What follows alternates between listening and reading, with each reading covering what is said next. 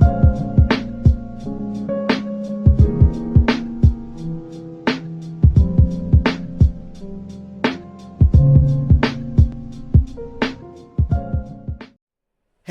what's up everyone? This is Silver Slayer. I appreciate you guys for tuning in today. If you're new, then I highly recommend you subscribe. I do tons of giveaways, but I also post daily videos. If you guys want a chance to win a 10-ounce Wall Street silver bar, go check out the entry video I posted last night. I'm also going to be doing another giveaway once I reach 45,000 subscribers. 47,000 subscribers, another giveaway. 50,000, I'm giving away a disgustingly large amount of silver. So, being a subscriber is a no-brainer. That's really not the main reason you should be subscribed, though. I post daily videos, and in today's day and age, you have to stay up to date. You got to stay in the loop of what's happening in the world of silver, and I got y'all. You cannot be blindly investing. That day and age is over. Too much stuff is happening. So I found 3 articles, very important articles. When I was looking over these articles, these were the 3. It was a no-brainer, right? Every day I go through about 10 or 15 different articles in the precious metals world, and these 3 were ones that it was information that cannot be overlooked. So the link to these 3 articles will be in the description. Let's jump into this thing. So here's why silver should keep moving higher in 2021. Very good title, and the points they make, it's a short article, but I do like the points they make, and it kind of leads into the second article talking about why silver will hit an 8.5-year high in 2021. So let's jump into this. So silver, the SLV, is about 10% over the last month. Are these gains just a bounce or the start of a new uptrend? And that's what a lot of people are asking, right? Is this almost like a false flag, or is this the start that we've all been hoping for? Taylor Dart explains why the bull market may be resuming for the metal. While the major market averages continue to make new highs, the precious metals market has seen a sluggish start to the year. Fortunately, the metals have started off the second quarter much better, but SLV is still underperforming the S&P 500 by more than 1,000 basis points year to date. Now, we can't really compare the stock market to precious metals. The only way we can is with volatility. Stock market volatility has a pretty direct correlation to precious metals, but when trying to compare both on performance besides that point, you really can't. And we know that stocks are going to be all over the place, volatility, because of the massive money that they were throwing out in the economy and other things that we could talk about in a whole different video as well. So the good news is that the recent outperformance has led to many investors giving up on the trade, with sentiment mostly reset from its massive spike in February. This has put the conditions in place for a strong move higher if silver can get past the resistance. Now, what is that resistance?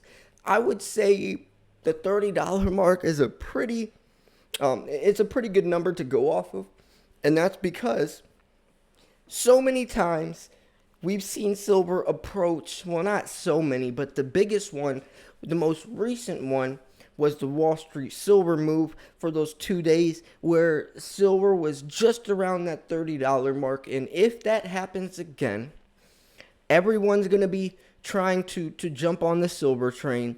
Articles, news, everyone's going to be talking about it. And if it breaks past $30, I could see it going into overbought territory extremely fast, probably hitting around $35 before it corrects back down to like $32. But the point is that is a strong resistance level right now. And one of the best ways to play the sector is junior silver producer Go Gold Resources. So, as shown in the chart above, sentiment for silver has shifted dramatically from early February, with sentiment readings falling from 90% to 30% bulls. As we can see, this led to a significant improvement in silver's long-term moving average for the sentiment, giving this moving average plunging around 79% bulls to 45%. While reading this, it is not yet on a buy signal and will require further weakness to drop into a buy zone. So, they're talking about whether or not this is a false flag and how we can tell. And we can tell a little bit from stocks. We can tell a little bit from other areas, but the most important one is supply and demand. Nothing else has intrinsic value like silver does. Nothing else goes off the fundamentals like silver. Everything else, there's a little bit of speculation sprinkled in there, other factors, but silver or gold as well goes strictly off supply and demand, and that's what this article kind of starts off to say. There's two reasons silver, both a precious metal and an industrial metal, will hit $32 in 2021. So they're saying already, capitalizing off the last article, it will break through that resistance. So that's what Metals Focus says. That's 21% up on current levels, and that's the highest price since early 2013. So first reason, rising inflation and possible U.S. dollar weakness should continue to favor silver and gold investment as a store of value in the coming months. And that's exactly what I was talking about. When we're throwing out all this money, the excessive spending from Joe Biden, that's going to have a negative effect on the dollar, right? Because then you have to reprint more dollars to make up for that money, and reprinting dollars weakens the dollar. Stronger dollar index, lower gold and silver prices, and vice versa. Lower dollar index, stronger gold and silver prices.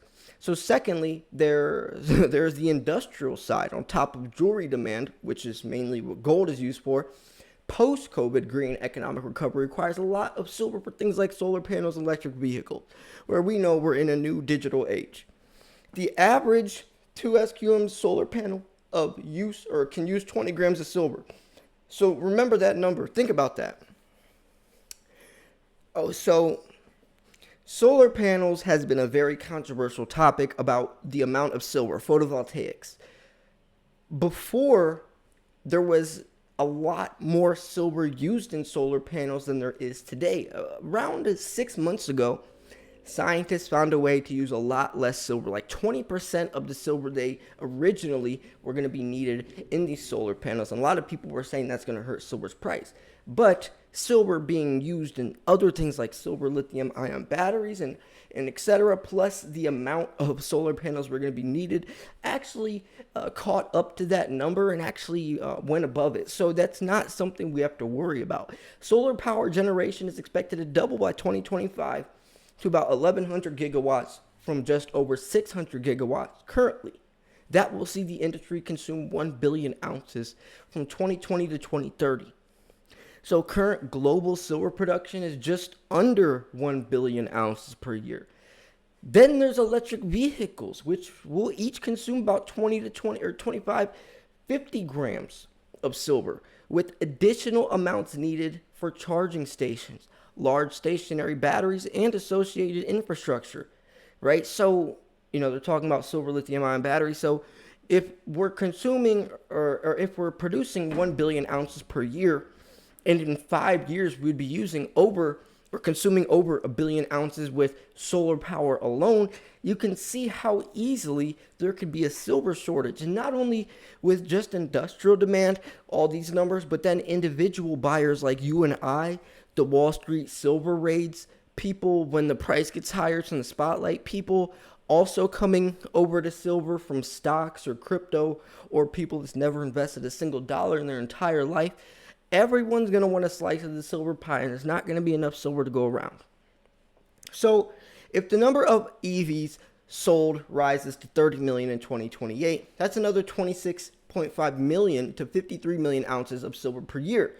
As the demand recovery outpaces supply in 2021, the silver surplus is expected to fall by over 70% to levels similar to 2019. So you can see from 2012 all the way to 2021 what's happening. And these go by millions of ounces. So against this backdrop, silver investment should remain strong among both institutional and retail investors in 2021. That's what I was kind of talking about. People like you and I, but also big business. With positive investor sentiment and improving fundamentals, further price gains are expected from current levels. So we therefore forecast silver's price to peak around $32 later this year, with the annual average of $27 achieving a 33% year-on-year increase. So this is, and to some people, this is still a pretty low number. $32 is still pretty low.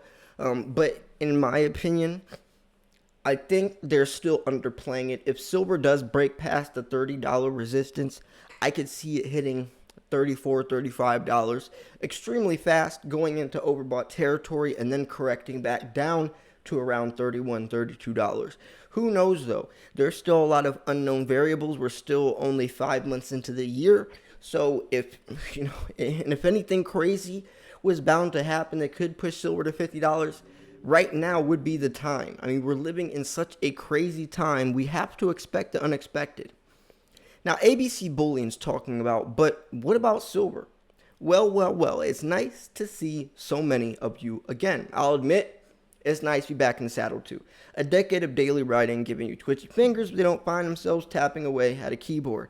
So he's kind of just starting off. So let's see what he's talking about. So the other precious metal, silver is irreplaceable. I utter that even as an advocate of sound money that favors gold over AG. But there's a reason why. Silver is more than just stacking, quote unquote. It's more than just a social media hashtag. It's a critical element to our way of life. And that's what I'm trying to get across. Silver, especially as we advance technologically, digitally in this new age, silver is the key component. Silver is the most highly conductive metal for thermal conductivity and electricity, even light sensitivity. Silver makes the world go round. Gold, not so much. Gold is used more for earrings, watches, jewelry, bars, stuff like that. But silver is a key component in electronics. So no silver, no electronics. That means no computers, no phones, no light switches or wires. You can rule out headphones, car electronics, solar panels, TVs, microwaves, and DVDs. The natural antibacterial products of silver make it highly suited for medical equipment. You have colloidal silver, medical wall paint, using dental alloys, all types of stuff. You'll find silver in surgical tools, tropical creams, even wound dressings. So we didn't even scratch the surface of its wide industrial use. To boot, silver can also be a store of wealth on top of its many physical applications. Silver is the best of both worlds. It really is. So my name is Silver Slayer, not Gold Slayer, by the way. So the point is everything gold can do, silver can do for a fraction of the cost. Silver's utility is why it's widely sought after. Don't fall for narrative over arithmetic. Silver isn't just sought after by investors. And that's a really key point I've been trying to get across this entire video. It's not just people like you and I. Big business needs it too. Producers turning into the consumers turning into the producers. Given its wide variety of demand, you'd think silver could easily fall into a shortage, right? Surely if demand is so strong, it's only a matter of time before the supply dries up and we start pulling apart old electronics to unleash the riches from within. These thoughts are only compounded if you fall down web holes that favor narrative over arithmetic. The thing is, there is no silver shortage. The narrative is just because I can't buy silver in XYZ location doesn't equate to shortage. There's plenty of silver available. You just need to know where to look. And I could argue that. I mean, when we're talking about, and this article explains a lot of it. Where was it at? It was this article, right? We're talking right here. This whole part right here explains it perfectly. We're going to need about 1 billion ounces from 2025 to 2030. Expected to double by 2025 to 1,100 gigawatts. 1 billion ounces from 2020 to 2030, and that's in solar alone. But then you also have electric vehicles, silver, lithium-ion batteries, and investors like you and I. When production is barely gaining, I think production is 3% this year. Silver's found as byproduct is getting hard. It's actually more rare than gold to find. It's harder to find. So yes, right now silver may be available, but I wouldn't say there's plenty of silver available, and it's going to continue that. I mean, these articles, they leave out so much context. But anyway, let's keep moving on. So yes, there have been supply disruptions to northern hemisphere markets, but the global market for silver is in a surplus for 2020, not a shortage. Hear me out. See, it's easy for us at the bottom of the world to forget how disrupted COVID had been for everyone else. Aside from Melbourne's brutal month-long lockdown, Australia got back to business long before many other nations did. Not only did the entire mining sector in Australia avoid shutdowns, but our refineries stayed open. So they're talking about ABC Bullion's refinery kept pouring out gold throughout the pandemic. But you got to also remember, and I hope he does mention this down here, Mexico, Peru, Chile, China. Mexico and Peru alone, those two countries alone, produce 40% of the global silver production. And they got hit extremely hard from the pandemic. They really did. So there still was a lot of supply disruptions. And you can't even think about just that. Then you have to think about distributing it with all the border lockdowns, trying to get silver across the globe with so many airlines shut down, border shut down, boundaries.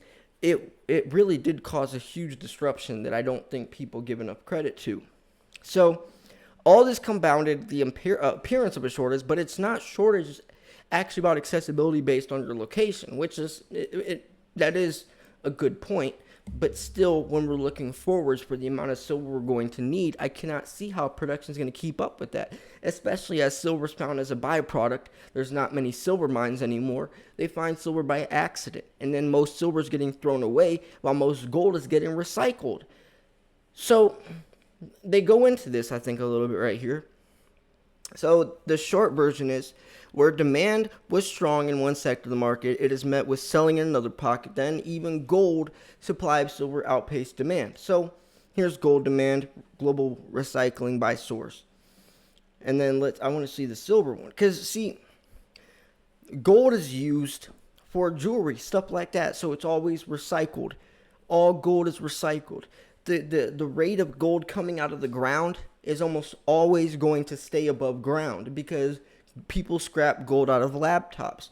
They're going to sell their jewelry, stuff like that. It's gold's used for. Silver, though, since silver is so widely used in cars and laptops and stuff like that, the silver that is getting dug up gets thrown away. So the recirculating supply of silver on the earth is getting thrown away at massively large ratios every year. So yes, it comes out of the ground 8-1, but the amount of gold coming out of the ground stays above ground, and silver not so much. And that's stuff you have to talk about if you're going to talk about numbers like this and throw those types of statements out.